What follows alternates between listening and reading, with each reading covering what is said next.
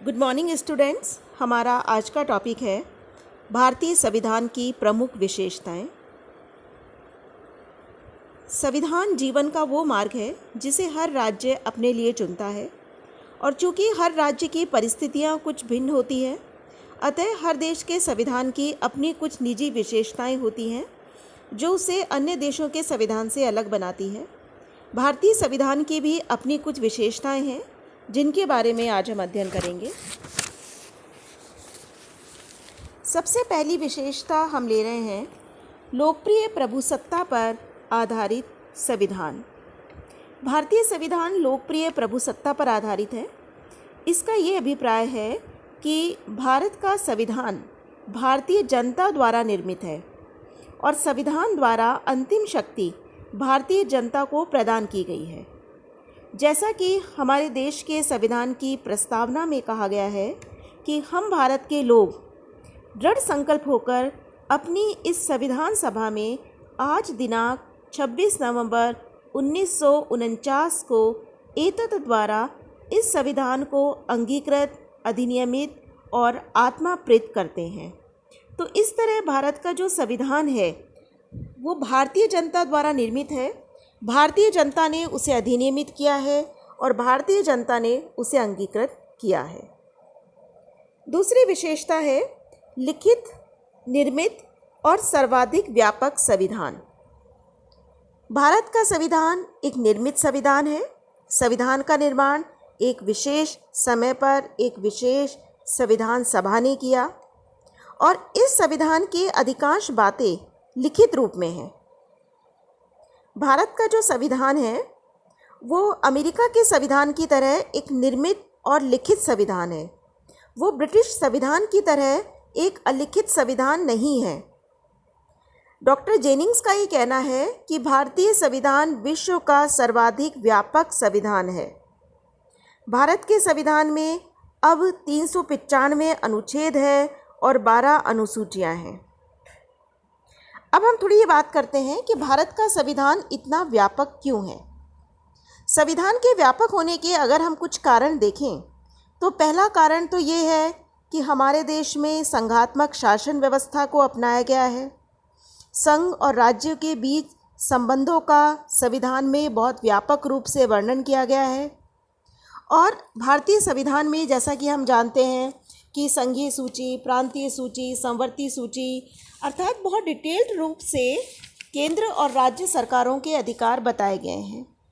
साथ ही हमारे देश के संविधान में मौलिक अधिकार दिए हैं और मौलिक अधिकार देने के साथ साथ मौलिक अधिकारों पर विभिन्न परिस्थितियों में लगाए जा सकने वाले प्रतिबंधों का उल्लेख भी संविधान में किया गया है। हमारे देश के संविधान में अल्पसंख्यक, एंग्लो इंडियंस, अनुसूचित जाति, जनजाति आदि वर्गों के लिए विशेष व्यवस्थाएं की गई हैं। इसके अलावा संकटकालीन प्रावधान और एक और मेन कारण ये है कि भारतीय संविधान में न केवल सिद्धांतों का वर्णन है बल्कि प्रशासनिक प्रबंधों का भी विस्तृत रूप से वर्णन है, जैसे नागरिकता, राष्ट्रीय भाषा, चुनाव। तो इसलिए भारतीय संविधान बहुत अधिक व्यापक हो गया है। नेक्स्ट विशेषता हम लेते हैं संपूर्ण प्रभुत्व संपन्न लोकतांत्रिक गणराज्य। सबसे पहले अभिप्राय हम लेते हैं संपूर्ण प्रभुत्व संपन्न का। संपूर्ण प्रभुत्व संपन्न का अर्थ ये है कि भारत पर आंतरिक या बाहरी दृष्टि से किसी विरोधी सत्ता का अधिकार नहीं है। भारत अंतर्राष्ट्रीय क्षेत्र में अपनी इच्छानुसार आचरण कर सकता है और भारत किसी भी अंतर्राष्ट्रीय संधि को मानने के लिए बाध्य नहीं है। तो भारतीय संविधान एक संपूर्ण प्रभुत्व संपन्न संविधान है। दूसरा है लोकतंत्रात्मक गणराज्य। लोकतंत्रात्मक से क्या अभिप्राय है? लोकतंत्रात्मक से अभिप्राय है कि भारत में राज सत्ता जनता में निहित है। जनता को ये अधिकार है कि वो अपने प्रतिनिधि निर्वाचित करे और ये जो प्रतिनिधि हैं ये जनता के स्वामी नहीं हैं बल्कि ये जनता के सेवक हैं। नेक्स्ट है भारत एक गणराज्य है। भारत एक गणराज्य है, इसका अभिप्राय ये है कि भारत राज्य का जो सर्वोच्च अधिकारी है अर्थात राष्ट्रपति, वो वंशानुगत नहीं है, बल्कि भारतीय जनता द्वारा अप्रत्यक्ष रूप से निर्वाचित होता है। जैसे कि हम बात करें ब्रिटेन की, तो ब्रिटेन एक गणराज्य नहीं है, क्योंकि ब्रिटेन का जो प्रधान है वो एक वंशानुगत राजा है। लेकिन भारत में रिपब्लिक अपनाया गया है, भारत एक गणराज्य है और भारत का जो राष्ट्रपति है वो जनता द्वारा अप्रत्यक्ष रूप से निर्वाचित किया जाता है। तो इस तरीके से भारत जो है राष्ट्रमंडल का सदस्य है, लेकिन फिर भी भारत संपूर्ण प्रभुत्व संपन्न एक लोकतंत्रात्मक गणराज्य है। नेक्स्ट विशेषता है समाजवादी राज्य। देखिए, जब भारतीय संविधान बन रहा था तो इस बात पर काफ़ी विचार विमर्श हुआ कि हम समाजवाद को एक राज्य दर्शन के रूप में स्वीकार करें या नहीं। लेकिन अंत में यही सोचा गया कि भारत के लिए समाजवाद का मार्ग ही उपयुक्त है। प्रस्तावना में भी भारत को समाजवादी राज्य घोषित किया गया है। यद्यपि 42वें संविधान संशोधन द्वारा प्रस्तावना में ये शब्द जोड़ा गया कि भारत को समाजवादी राज्य घोषित किया जाता है। लेकिन देखिए, यहाँ हम ये बात कहेंगे कि एक तो प्रस्तावना को न्याय योग्य स्थिति प्राप्त नहीं है, और दूसरा समाजवाद शब्द अपने आप में बहुत अधिक अस्पष्ट है। भारत के द्वारा अपनी विशेष परिस्थितियों के आधार पर ही समाजवाद को अपनाया गया है, और भारतीय समाजवाद अन्य सभी समाजवादों से कुछ डिफरेंट है। डिफरेंट इस सेंस में है कि यहाँ समाजवाद को अपनाने का हमारा जो मूल मंतव्य था वो ये था कि भारत सरकार इस बात का प्रयास करेगी कि लोगों के बीच में आय की विषमताएं बहुत अधिक ना हो, एक व्यक्ति दूसरे व्यक्ति के श्रम का शोषण ना करे। नेक्स्ट है धर्मनिरपेक्ष राज्य। भारत एक धर्मनिरपेक्ष राज्य है, और धर्मनिरपेक्ष राज्य से ये अभिप्राय है कि राज्य का अपना कोई राज्य धर्म नहीं है। राज्य की दृष्टि में सभी धर्म समान है, और धर्म के आधार पर राज्य द्वारा नागरिकों के बीच किसी तरह का कोई भेदभाव नहीं किया जाएगा। भारतीय संविधान की प्रस्तावना में भी 42वें संविधान संशोधन द्वारा धर्मनिरपेक्ष शब्द जोड़ा गया और भारतीय राज्य को एक धर्मनिरपेक्ष राज्य घोषित किया गया।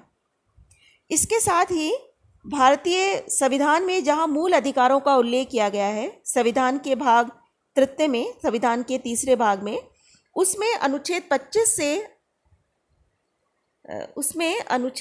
से 28 तक में सभी नागरिकों को धार्मिक स्वतंत्रता का अधिकार भी दिया गया है। नेक्स्ट विशेषता हम लेते हैं कठोरता और लचीलेपन का समन्वय। देखिए, संविधान में संशोधन प्रणाली के आधार पर संविधान 2 प्रकार के होते हैं, एक कठोर संविधान और एक लचीला संविधान। लचीला संविधान हम उस संविधान को कहते हैं जिस संविधान में साधारण कानून और संवैधानिक कानून में कोई अंतर नहीं किया जाता। संविधान में सामान्य कानून निर्माण की प्रक्रिया के आधार पर ही संशोधन किया जा सकता है। जैसे ब्रिटेन का संविधान एक लचीला संविधान है, और कठोर संविधान हम उस संविधान को कहते हैं जिस संविधान में साधारण कानून और संवैधानिक कानून में अंतर किया जाता है।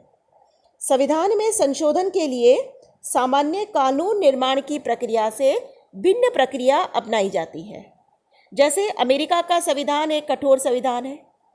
अब हमने भारतीय संविधान के अनुच्छेद 368 में संविधान संशोधन की प्रक्रिया का उल्लेख किया गया है, और संविधान संशोधन की प्रक्रिया के आधार पर भारतीय संविधान कठोरता और लचीलेपन का समन्वय है।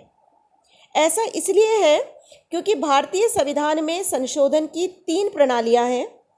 संविधान के कुछ भाग ऐसे हैं जिनमें संसद साधारण बहुमत से संशोधन कर सकती है।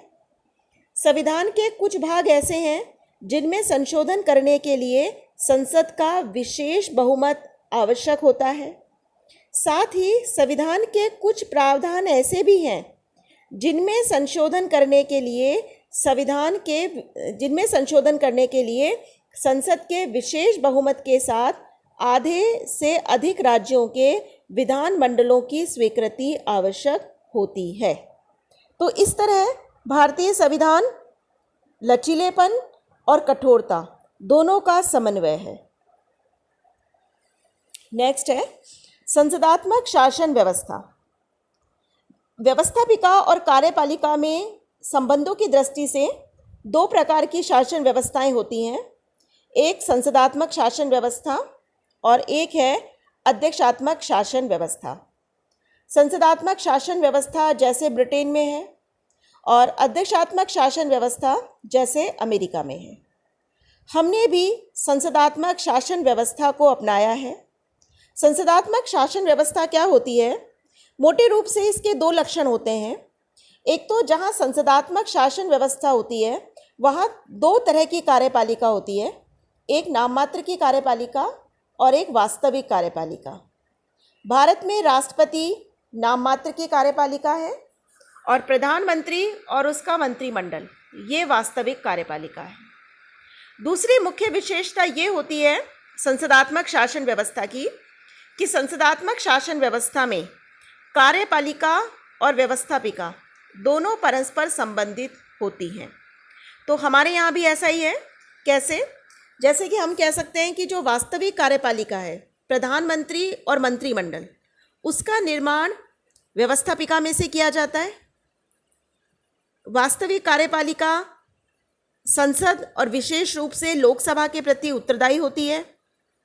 लोकसभा अविश्वास प्रस्ताव पारित करके कार्यपालिका को, वास्तविक कार्यपालिका को उसके पद से हटा सकती है। तो इस तरीके से जो कार्यपालिका और व्यवस्थापिका है दोनों परस्पर संबंधित होती है और इस तरह भारत में संसदात्मक शासन प्रणाली को अपनाया गया है। Okay, thank you.